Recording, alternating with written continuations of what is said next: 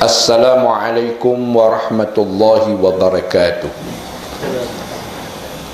Alhamdulillahi rabbil alamin. Lahul hamdu hamdan hamidin. Lahul hamdu hamdan zakirin. Lahul hamdu hamdan syakirin. Wassalatu wassalamu ala sayyidina wa maulana Muhammadin wa ala alihi wa sahbihi أجمعين. اللهم افتح علينا فتوح العارفين وجعلنا ممن يفقه في الدين وثبت قلوبنا وحياتنا وموتنا على صراطك المستقيم وتوفنا مسلمين وألحقنا بالصالحين. Sahabat saya yang berbahagia mulia, Dr. Mazlan bersama seisi keluarga yang dirahmati Allah, yang disayangi Allah, yang sentiasa mendapat rahmat, layanan, nikmat, petunjuk, hidayat daripada Allah.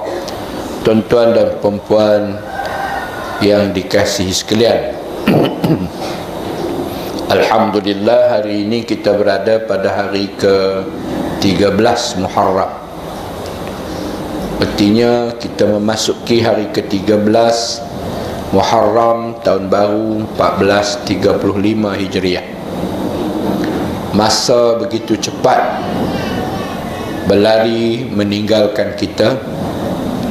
Tetapi walau bagaimanapun, Allah masih mengizinkan kita memasuki tahun baru dengan harapan kita belajar banyak daripada kelemahan maupun kebaikan pada tahun yang lalu. Andainya ada kebaikan yang telah kita lakukan, maka kita berazam untuk menambahkan kebaikan sebanyak mungkin. Kerana itulah tugas kita sebagai hamba Allah dan khalifah Allah, ya'muruna bil ma'ruf wa yanhauna 'anil munkar. Iaitu kerja kita ini selagi tidak mati, kerja kita mengajak manusia melakukan kebaikan, bermula daripada diri kita. Dan juga kita belajar daripada kelemahan pada tahun yang lalu. Mungkin ada kelemahan, mungkin ada kekurangan, mungkin ada keterlanjuran, ataupun hak besar lagi, mungkin ada kejahatan yang kita lakukan. Maka kita harap pada tahun ini, kerana Allah melanjutkan usia kita masuk tahun baru ini, kita nak berhenti daripada apa-apa juga kejahatan. Kita nak memperbaiki apa-apa kelemahan, dan kita nak buang apa-apa kebodohan kita dengan mencari sebanyak ilmu, untuk supaya tahun baru ini dengan panduan ilmu yang kita dapat, kita boleh melakukan kerja-kerja kebaikan dan menghentikan kerja-kerja mungkar yang dibenci oleh Allah dan Rasulnya. Tuan-tuan mukminin mukminat, muslimin muslimat yang dirahmati Allah sekalian, kita ini orang kata apa, sedikit tambahan lah sebelum nak masuk tajuk yang Dr. Mazlan bagi tahu tadi, iaitu hijrah dan tuntutan hijrah. Kita selalu kita buka majlis dan kita tutup majlis, kadang-kadang majlis apa pula, termasuk majlis pengajian, majlis tahlil, bahkan dianya menjadi rukun bacaan wajib dalam solat, iaitu baca Al-Fatihah. Dr. Mazlan tadi pun dia nak buka majlis, dia suruh kita baca Al-Fatihah. Tuan-tuan, mulia bacaan Fatihah ni kerana susunan surah Al-Quran 114 surah didahului, dikepalai dan dipimpin oleh surah pertamanya, suratul Fatihah. Surah tu bahasa Arab dia disebut Al-Fatihah. Bahasa Melayu kita kata surah pembukaan. Pembukaan ni kata dasar dia adalah buka. Surah ni kerjanya dia nak buka segala-gala yang tertutup, segala-gala yang tersumbat, segala-gala yang terhalang, semua dia nak buka.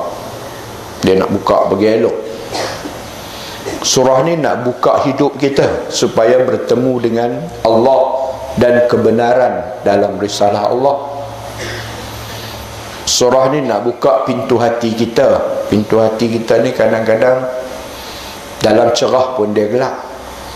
Dalam cerah pun dia gelap, tuan-tuan. Duduk di rumah tu, lampu ada kot 60 biji kot, cerah menerang, tapi hati gelap. Jadi kerja suratul Fatihah ni dengan 7 ayat dia nak buka kita, nak buka pintu hati. Karena bila pintu hati terbuka, kehidupan akan bertambah elok. Karena kehidupan itu dipandu, dipimpin, ditunjuk, dibimbing oleh wahyu Allah yang terkandung dalam suratul Fatihah. Jadi secara tradisi kita dididik secara tradisi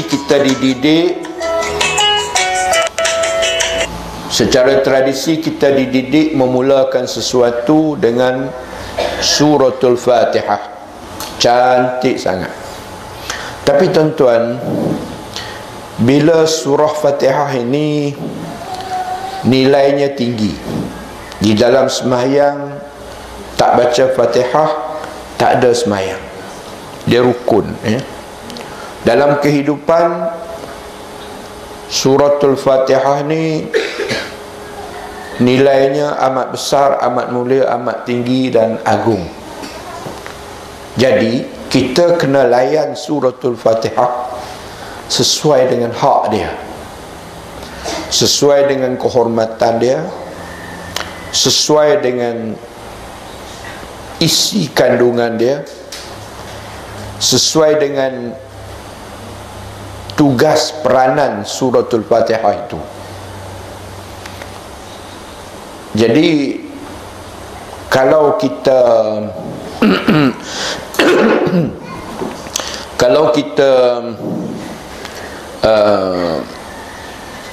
baca sesuatu ataupun menyebut sesuatu tak kena bunyinya, maka kalimah tersebut dia jadi pelik, jadi pelik, dia jadi tak kemas, dia jadi tak sampai. Sebab tu kalau mengaji Quran dia ada ilmu tarannum, ilmu melagukan Al-Quran, ya.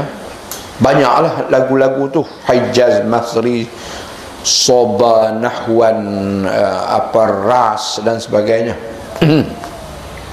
Dan ada pula ilmu tajwid yang memimpin kita melafazkan ayat tersebut atau perkataan tersebut dengan betul, benar. Kerana tiap-tiap satu kalimah dalam Al-Quran ni dia ada getaran dia.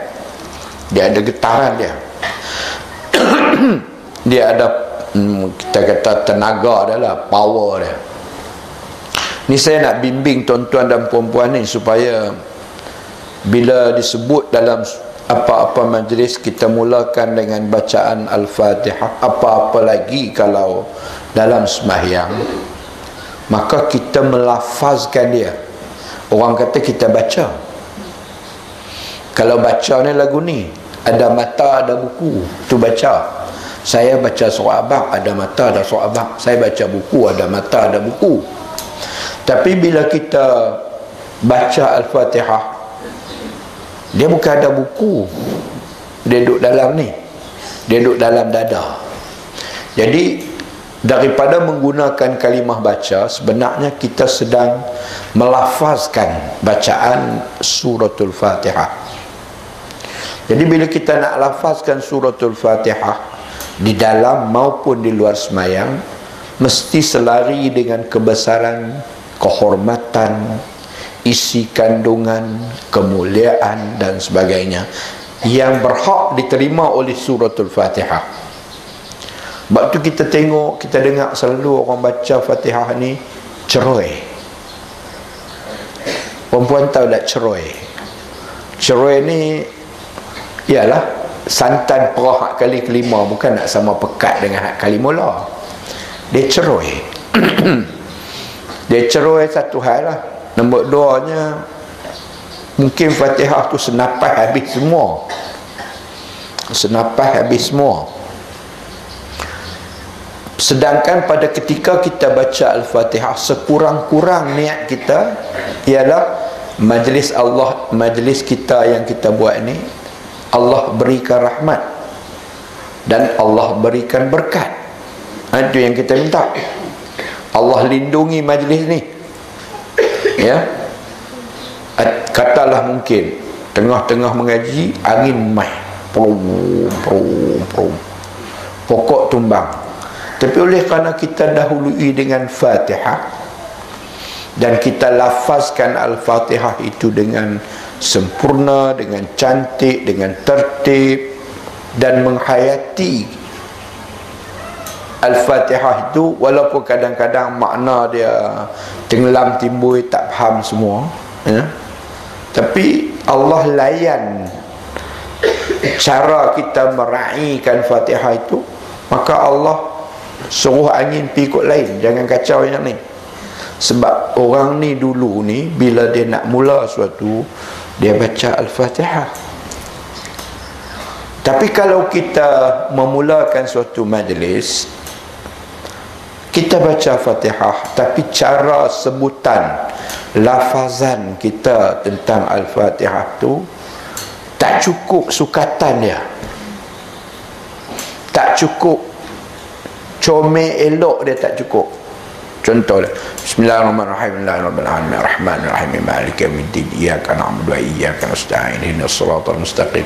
Tu tak cukup, dia punya cara pun tak kena, adab pun tak kena. Dia tak berapa ni. Bacaan tu ada, tapi saya kata tadi ceroi. Kalau kita tanya betul tak kita baca tu, aku tak tahu, aku dengar orang baca gitu, aku baca gitu.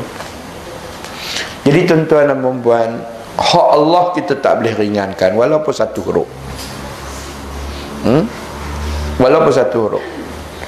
Apalagi kalau surah-surah yang lain tu Allah tak wajibkan kita baca dalam solat, hanya surah Fatihah yang Allah Ta'ala suruh dan minta kita lafazkan dia dalam solat. Dan kalau tidak baca suratul Fatihah dalam solat, maka tidak ada solat baginya. Tak ada solat. Kalau nak mulakan satu majlis, didahului dengan suratul Fatihah, maka ada sebab Allah nak memberi rahmat kepada kita, dan ada sebab Allah Ta'ala nak bagi perlindungan kepada kita. Bergantung kepada cara mana kita baca dia, beradab tak beradab, elok tak elok, kemah tak kemah, kena tak kena, cantik tak cantik. Sebab tuan-tuan, kalau tuan-tuan duk susun bata nak buat rumah, kalau tuan-tuan silap letak sengit pun, tuan-tuan susun bata tu sengit. Bata pun bata, semen pun semen, tapi tak sengit, maka rumah tu, dinding tu akan sengit. Akan sengit, ya. Kalau tuan-tuan tuang ayak dalam jap, tuang tak kena dengan orang kata gopoh gapah sebagainya, basah habis meja. Basah habis meja. Saya bawa contoh ni bagi mudah pasal apa? Pertama, ketika kita melafazkan suratul Fatihah, kita tak terasa mulianya surah tu. Dua, ketika kita melafazkan Fatihah, kita tak terasa betapa Allah Ta'ala sedang menanti cara kita melafazkan ayat dia. Sebenarnya bila kita nak baca Fatihah tu, Allah Ta'ala duk tunggu, macam mana hamba aku baca ni, ayat aku ni. Ni bukan karangan siapa-siapa. Ni Dr. Mazlan saya pi sikit lain, keluar sikit tajuk ni. Pasal apa? Pasal kadang-kadang membetulkan kita tu menyebabkan kita bertemu dengan cara yang betul, cara yang elok, cara yang tertib. Pasal apa? Kadang-kadang tuan-tuan kata, anak aku kembung perut malam, nak baca apa ni? Telefon lah Ustaz Ilyas, telefon Ustaz Ilyas, baca apa Ustaz? Kita habaq kita baca Fatihah je kak. Oh, dok saya baca 14 kali dah Ustaz. Oh, itik dia apa pun. Saya tanya kak baca, tengok saya nak dengar dalam telefon ni dia baca. Padanlah tak jadi apa pun. Kak baca ikut undang-undang Lok Lak. Undang-undang Lok Lak. Undang-undang Lok Lak ni baca tak elok lah. Bukan tak baca tapi Lok Lak. Bismillahirrahmanirrahim. Bismillahirrahmanirrahim. Maliki yaumiddin. Iyyaka na'budu wa iyyaka nasta'in. Tak boleh. Sebab apa? Bila kita membaca ayat Allah, pertama, kita tak terasa kemuliaan surah dan segala kandungan di dalamnya. Dua, kita tak terasa bahawa sebenarnya Allah sedang menanti untuk mendengar bagaimana kita melafazkan tiap-tiap huruf, tiap-tiap perkataan, tiap-tiap ayat dalam surah Al-Fatihah atau ayat-ayat Al-Quran yang lain. Yang ketiganya, Allah menilai bacaan kita tu betul tak betul, kena tak kena. Dan berat laginya bila Allah Ta'ala dapat menilai dalam hati kita ni, mereka ni baca sesaja ni, bukan baca sungguh-sungguh, baca sesaja, saja-saja. Bukan ada apa pun mereka baca, dah orang suruh baca. Jadi bila keadaan-keadaan macam ni tuan-tuan, dia tidak sampai kepada satu kehormatan Quran tu, terutama surah Al-Fatihah. Dan yang keduanya, kita harap lain tak dapat apa yang kita harap. Kita harap Allah Ta'ala lindungi kita, rahmati kita, berkati kita. Benar-benar kita harap tu tak sampai. Pasal cara kita layan orang. Kita nak harap orang tu derma kat kita. Macam mana kalau orang tu kita pun kita pergi Minang nak dia, perkataan meminang tu pun tak apa elok. Perkataan Minang tu tak elok. Kau nak bagi, tak mau bagi sudah. Oh, lagu tu nak Minang. Jadi kawan tu lepas rombongan Minang dia balik, ayah dia kata, ayat tu ayat cerai puak-puak ni, bukan sungguh-sungguh ni. Pi tambah pula ayat bunga bukan sekuntum. Lagilah. Jadi sebab tu tuan-tuan, untuk mengingatkan saya dan mengingatkan tuan-tuan, bila kita baca suratul Fatihah ni tuan-tuan, dia sab'ul masani, 7 ayat yang diulang-ulang dalam semayang dan di luar semayang. Kita kena baca dia satu dengan segala kehormatan yang menjadi haknya, yang segala kemuliaan yang menjadi haknya, dan segala kebenaran yang menjadi isi kandungannya, dan segala rahmat dan hidayat yang dijanjikan Allah bagi orang yang membacanya. Ni panjang sikit ni Dr. Mazhar, ni panjang. Pasal saya nak, kalau boleh nak perbetul benda-benda hak lazim kita buat tapi tak kena. Ustaz kena ke? Ustaz pun boleh jadi tak kena. Tapi kita duduk dalam Islam ni, fadzakir inna dzikra tanfa'ul mu'minin. Kamu yang tahu sikit, orang lain tahu sikit, pakai ingat mengingat, maka kalau duk ada ingat mengingat ni, kita jadi elok, bagi manfaat kat kita. 7 ayat dalam suratul Fatihah ni ada 7 isi dia. Ada 7 isi dia. Ada 7 bahan dia. Dan bahan yang 7 ni, dia sangat kuat hubungannya dengan kehidupan kita. 7 ayat Fatihah ni dia sangat kuat kaitan dia dan hubungan dia dengan kehidupan kita. Sebab tu kita tak boleh layan dia secara second class, tak boleh layan dia cara sambil lewa, tak boleh layan dia ikut cara sedap lidah. Kena layan dia cara yang selayaknya diterima.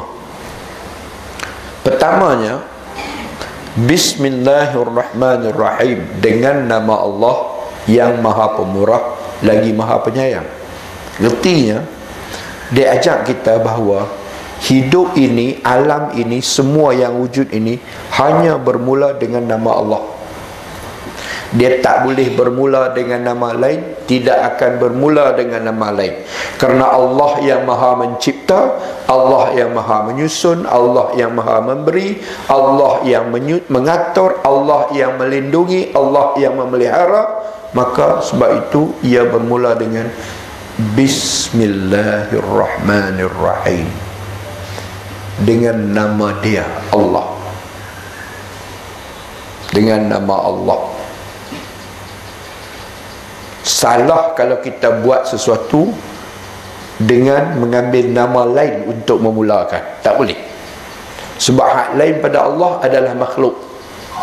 Allah saja Khalik, pencipta. Yang lain makhluk, iaitu Allah Ta'ala ciptakan mereka tu.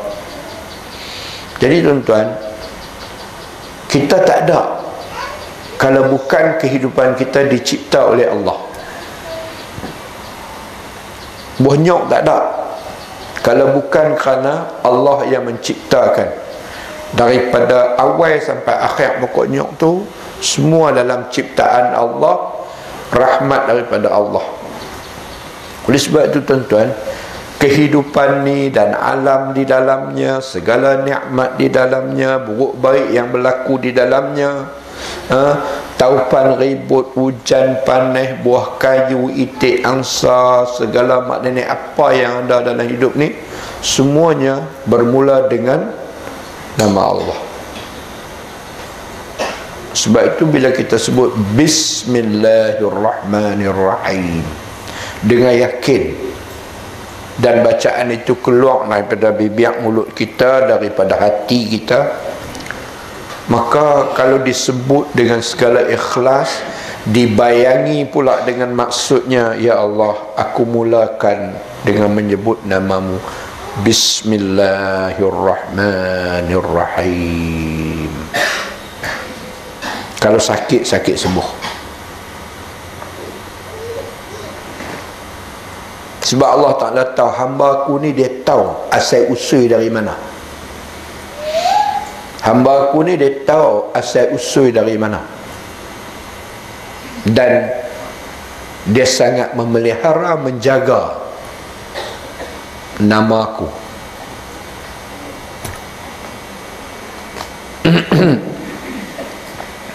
Bismillahirrahmanirrahim. Sebab tu tuan-tuan, bila kita sebut, jangan sebut Bismillahirrahmanirrahim.